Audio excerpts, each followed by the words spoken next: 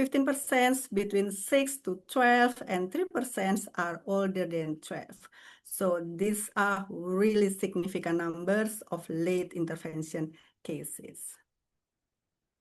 And today, I will share how we implement a holistic habilitation for children who receive cochlear implant late at Aurika. I'm really happy to share what we have learned from our more than 20 years of experience. But before we get into the details of those cases, I'd like to take a moment to talk briefly about principle of FET and how it set the stage for our work. So I'm sure most of you familiar with this. Ms. Jessie already explained too. First, early diagnosis of hearing impairment, then early intervention. Immediate use appropriate hearing technology and intensive FE therapy. We can see number 3 to 8 is all about guiding and coaching parents. As we know, parents is the main facilitator. So parents must be skilled, must be really know the strategies, the goals, and how to implement the strategies at home during the child activity. When we talk about this principle, early intervention, active stimulation, actually we talk about neuroplasticity. Miss Jessie already explained about this. Yeah, neuroplasticity is just a fancy way of saying that the brain is like a muscle that can be shaped by experience, like Play-Doh, what Miss Jessie said.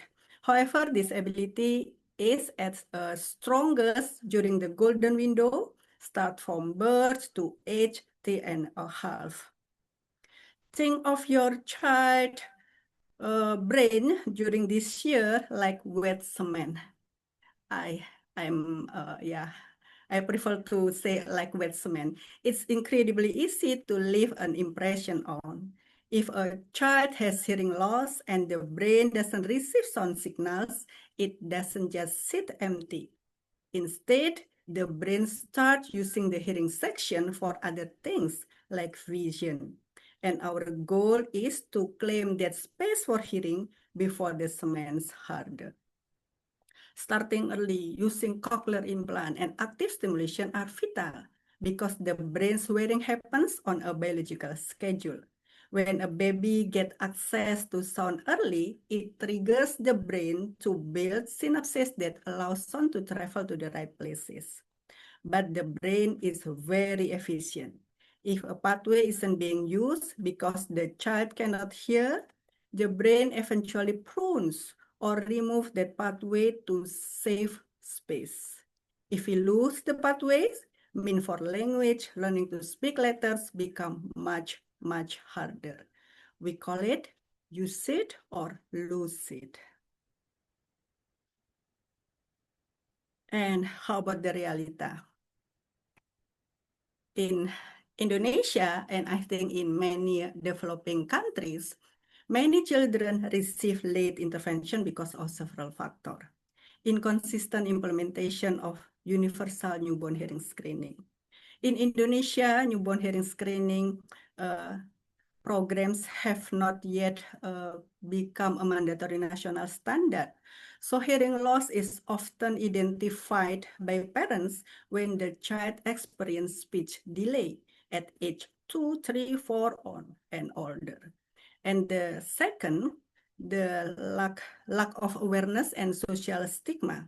Many parents in Indonesia still adhere to a wait and see approach, believing speech will develop naturally over time. Additionally, the stigma surrounding cochlear implants often leads to parental denial due to social embarrassment. And then geographical and economic barrier. In Indonesia, cochlear implant and intensive fixation are expensive for several parents. And also FET centers are concentrated in a big city, making it difficult for those in remote region to access services. And of course, limited number of certified professionals. And these are the studies of late intervention cases. I will skip this page because Ms. Jessie already explained it wonderfully.